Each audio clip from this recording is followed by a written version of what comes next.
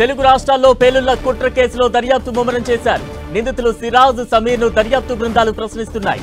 సుదీర్ఘంగా విచారించి statement record చేశారు.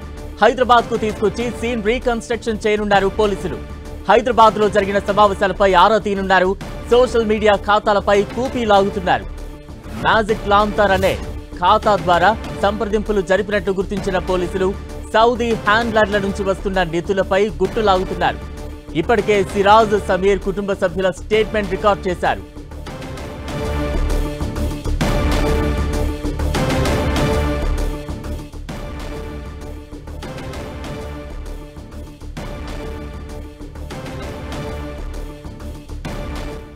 తెలుగు రాష్ట్రాల్లో పేలుళ్ల కుట్ర కేసులో దర్యాప్తు ముమ్మరమైంది. తాజా అప్డేట్స్ అందించేందుకు ప్రతినిధి సునీల్ సిద్ధంగా ఉన్నారు. సునీల్, దాని తర్వాత దేశవ్యాప్తంగా సౌదీ హ్యాండ్లర్లు, పాకిస్తాన్ సంబంధించినటువంటి కొంతమంది టెర్రరిస్టులందరూ కూడా భారతదేశంలో పలు చోట్ల పేలుళ్లకు పక్కా ప్లాన్ వేశారు. ఇందులో భాగంగానే స్లీపర్ సెల్స్ ని యాక్టివ్ చేశారు.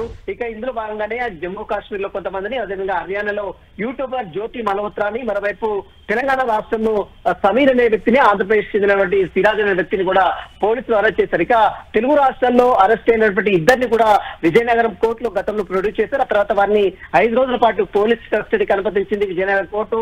ఇక నిన్న కస్టడీ తీసుకున్నటువంటి పోలీసులు సిరాజ్, సమీర్ ని సుదీర్ఘంగా విచారించి వారి యొక్క స్టేట్మెంట్ కూడా నమోదు చేస్తున్నారు. మొత్తం మీద మ్యాజిక్ లాంతర్ అనేటువంటి ఒక సోషల్ మీడియాలో, ఇన్స్టాలో ఒక ఖాతాని ఏర్పాటు చేసుకోవడం, ఆ తర్వాత మహారాష్ట్ర, కర్ణాటక, ఆంధ్రప్రదేశ్, తెలంగాణ రాష్ట్రానికి చెందినటువంటి ఉగ్రవాద కార్యకలాపాలకు ఆసక్తులుగా ఉన్నటువంటి పలువురిని ఆ సంస్థలో చేర్చుకొని ఆ ఖాతా ద్వారా, ఆ సంస్థకు సంబంధించినటువంటి మ్యాజిక్ లాంతర్ ఖాతా ద్వారా ఆపరేటింగ్ చేసి సంప్రదింపులు జరుపుతూ హైదరాబాద్ లో వీరు ప్రతిసారి కూడా 3 చోట్ల వీరు సమావేశాలు ఏర్పాటు చేస్తున్నారు. ఇక వీరు సౌదీ హ్యాండ్లర్లు ఇచ్చేటువంటి నిధులతో ఎక్కడెక్కడ బ్లాస్ట్ చేయాలి, వారు ఇచ్చేటువంటి ఆదేశాలను తూచా తప్పకుండా అమలు చేస్తున్నటువంటి ఈ యొక్క ఉగ్రవాద ఆకర్షితులను వెంటనే పోలీసులు గుర్తించారు. ఇద్దరిని మాత్రం అదుపులో తీసుకున్నారు.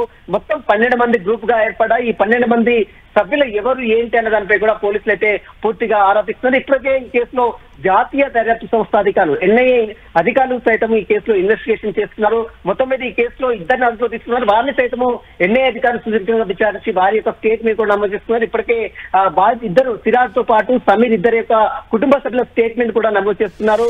మరోవైపు హైదరాబాద్ లో వీరు ఎక్కడెక్కడ సమావేశాలు ఏర్పాటు చేస్తున్నారు, ఎవరెవరితో వీరు భేటీ అయ్యారు, ఎక్కడెక్కడ బ్లాస్ట్లకు శ్రీకారం చుట్టారన్న కోణంలో మాత్రము అటు హైదరాబాద్ తీసుకొచ్చి సీన్ రికన్స్ట్రక్షన్ కూడా అటు ఎన్ఐఏ అధికారులు కావచ్చు, అదేవిధంగా పోలీసులు కూడా చేసే అవకాశం ఉంది. ప్రస్తుతం ఈ కేసులో మాత్రము వారిని కస్టడీలో తీసుకుని 5 రోజుల పాటు సుదీర్ఘంగా విచారించి వారి యొక్క స్టేట్మెంట్ నమోదు చేస్తున్న తర్వాత వీరి వెనక ఇంకా ఎవరెవరున్నారు, ఎవరెవరు హ్యాండ్లర్లు, సౌదీ హ్యాండ్లర్లు వీరికి ఆదేశాలు ఇస్తారు, అసలు ఈ నిధులు ఎక్కడి నుంచి వస్తాయి, సోషల్ మీడియా అకౌంట్ ద్వారా ఎవరెవరితో పరిచయాలు పెంచుకున్నారు, ఎక్కడెక్కడ స్లీపర్ సెల్ యాక్టివ్ కావడం, వీటన్నిటిపై కూడా పోలీసులు, అదేవిధంగా జాతీయ దర్యాప్తు సంస్థ అధికారులు మాత్రం ఇన్వెస్టిగేషన్ అయితే కొనసాగిస్తున్నారు. హైదరాబాద్ లో ఇందులో భాగంగానే హైదరాబాద్ బోయగూడ, సికింద్రాబాద్ బోయగూడలో సమీర్ నివాసానికి జాతీయ దర్యాప్తు సంస్థ అధికారులు వచ్చి వారి కుటుంబ సభ్యుల స్టేట్మెంట్ కూడా నమోదు చేసుకున్నారు. కాబట్టి మరొకసారి ఇద్దరు నిందితులు కూడా హైదరాబాద్ తీసుకొచ్చి పూర్తిగా సీన్ రికన్స్ట్రక్షన్ కూడా చేసే అవకాశం ఉంది. బలరాం, సునీల్, అంటే ఎంతకాలంగా ఇటువంటి ఉగ్ర కుట్రలకు వీళ్ళు ప్రణాళికలు రచిస్తూ ఉన్నారు? మరోవైపు ముఖ్యంగా ఏ ప్రాంతాల మీద ఎక్కువగా ఫోకస్ పెట్టారు? అలాగే రెక్కి నిర్వహించిన ప్రాంతాలను ఏమైనా గుర్తించారా?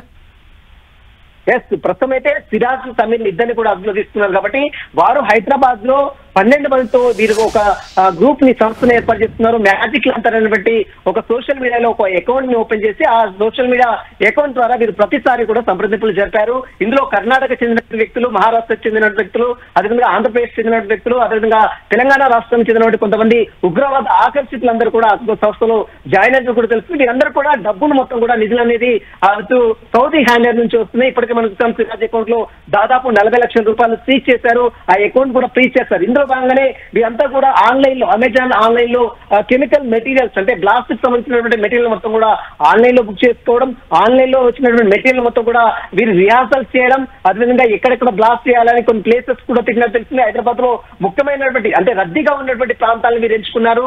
వీరు సౌదీ హ్యాండ్లర్ ఇచ్చేటువంటి ఆదేశాలకు అనుగుణంగానే టిఫిన్ బాక్సులు, అదేవిధంగా కొన్ని కెమికల్ డబ్బాలను మీరు అన్నట్టుగా సైకిల్స్ మనం గతంలో దిగుతున్నారు. బ్లాస్ట్ కేసులో సైకిల్ బాంబ్ తో ఏ విధంగా బ్లాస్ట్ చేశారో, అదేవిధంగా బస్ స్టాండ్ లో ఏ విధంగా దాడి చేశారో మనం చూస్తాం. అదేవిధంగా గోకుల్ షాక్ లో ఏ విధంగా దాడి చేస్తారు, లుమినీ పార్క్ లో ఏ విధంగా దాడి చేస్తారు. అదే తరహాలో ఇప్పుడు రద్దీగా ఉన్నటువంటి ప్లేస్ ని మీరు గుర్తించాలి.